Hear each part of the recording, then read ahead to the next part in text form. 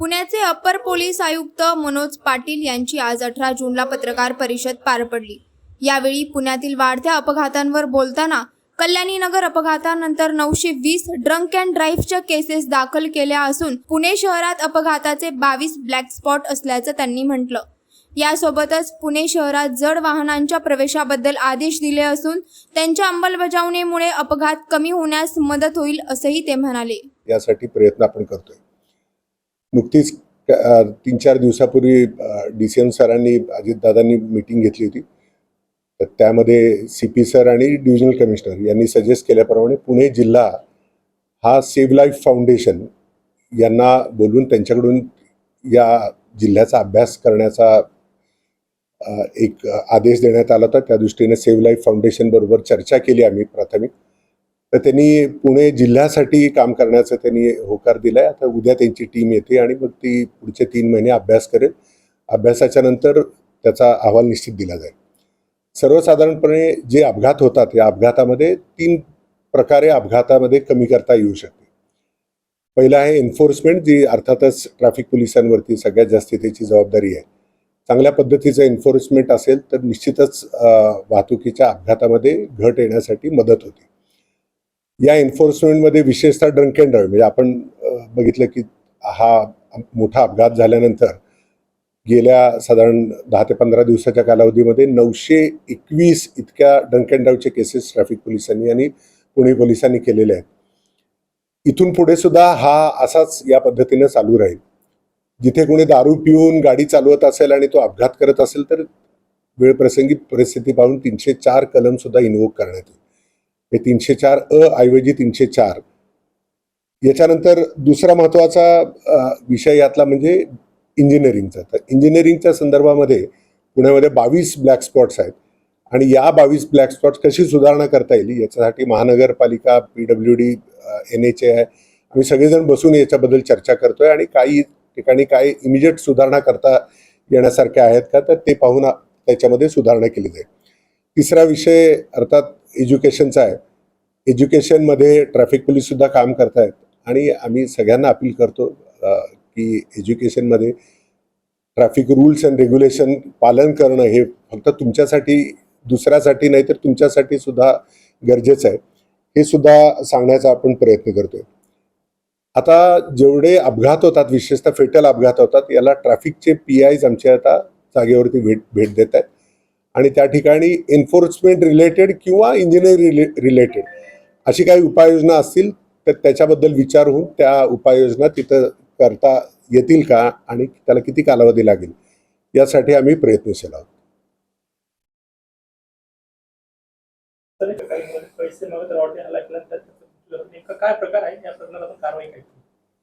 नाही, हा अतिशय गंभीर प्रकार होता। सकाळी साधारण 5:15 वाजता हे बाहेर पडले होते मॉर्निंग वॉकसाठी। मग काही मुलं आली, विशेषतः त्याच्यामध्ये ज्युव्हेनाईलची संख्या जास्त आहे। म्हणजे 6 आरोपींपैकी 4 ज्युव्हेनाईल आहे। एका ज्युव्हेनाईलला याच्यापूर्वी सुद्धा गुन्ह्याची हिस्ट्री आहे। तर त्यामुळं या प्रकारामध्ये पोलिसांनी गुन्हा दाखल केला, 4 आरोपींना अटक केली आणि यांना मेजर म्हणून यांची ट्रायल व्हावी याच्यासाठी अर्ज आम्ही बाल न्याय मंडळाकडे ऑलरेडी केलेला आहे आणि तो विचाराधीन आहे। कलमासंदर्भात त्याच्यामध्ये पहिल्यांदा 397 लागलं होतं, आता सर्वात गंभीर असं 396 सेक्शन याच्यामध्ये लागलेलं आहे। निश्चितच या आरोपींवरती लवकरात लवकर तपास करून माननीय न्यायालयाकडे अंतिम अहवाल आम्ही सादर करू आणि जास्तीत जास्त शिक्षेची मागणी करू।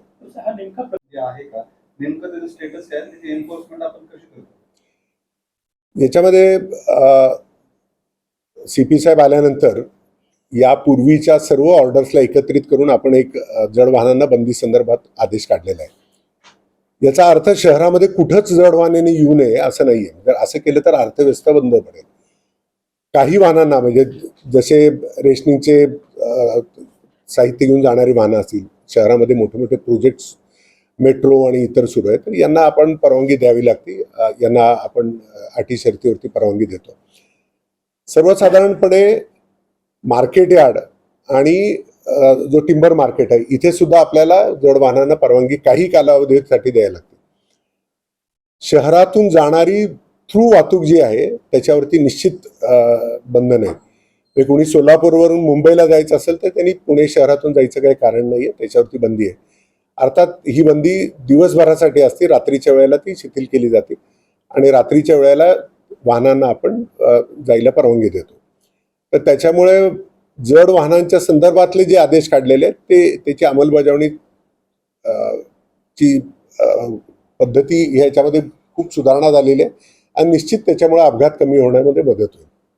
तर आपण महापालिकेला काही वॉटर लॉगिंगचे स्पॉट दिलेले आहेत का तिथे एस्पेशली ट्रॅफिक जॅम आणि कंजेशन होते त्याच्यावर काही पालिकेने आपल्याला कळवलं 3 वेळा आपण पत्र दिलं? येस, नाही, आम्ही पत्रव्यवहारही केलेलं आहे. DCM साहेबांच्या मीटिंगमध्येही हा टॉपिक निघाला होता आणि त्यांनी सक्त आदेश दिलेले आहेत की लवकरात लवकर हे वॉटर लॉगिंगचे स्पॉट कमी करावेत. एकूण पुण्यामध्ये 77च्या आसपास असे वॉटर लॉगिंगचे स्पॉट्स आहेत की जिथं थोडा पाऊस पडला तरी तिथं वॉटर लॉगिंग होते आणि साधारण 140 ते 145च्या आसपास स्पॉट्स आहेत जिथं मोठा पाऊस पडला की जामिंग होते. अर्थात ज्या वेळेला मोठा पाऊस पडतो त्यावेळेला छोट्या पावसात जिथं जामिंग होणार आहे त्याच्यामध्येही वाढ होते. असे दोन्ही मिळून साधारण 220च्या आसपास ठिकाण आहे जिथं वॉटर लॉगिंग होतं आणि त्याच्यामुळं ट्रॅफिकला बाधा होती. महानगरपालिकेनं याच्यावरती बरंचसं काम केलेलं आहे. यापैकी बऱ्यापैकी स्पॉट्स आता कमी व्हायला सुरुवात झालेली आहे आणि निश्चित मला खात्री आहे पुढच्या काही दिवसामध्ये याच्यामध्ये खूप चांगली सुधारणा होईल आणि पाऊस पडला किंवा एकदम अचानक मोठा पाऊस पडला तर ज्या समस्यांना नागरिकांना सामोरं जावं लागतं त्याच्यामध्ये निश्चित घट होईल. मध्ये सकाळी एकूण 3 जणांना मारहाण केल्याचं समोर आलेलं आहे. याच्यामध्ये मयत आहेत ते सुद्धा चौधरी होते. तर त्यामध्ये त्यांच्याकडून पैसे मागण्यासाठी या लोकांनी ही मारहाण केल्याचं आतापर्यंतच्या तपासामध्ये दिसून येतं. किती आरोपी आहेत आणि त्या अल्पवयीन किती आहेत? यात एकूण 6 आरोपी आहेत ज्यातले 4 अल्पवयीन आहेत आणि त्यातील एका अल्पवयीनचा पूर्व इतिहास आहे गुन्ह्यांचा.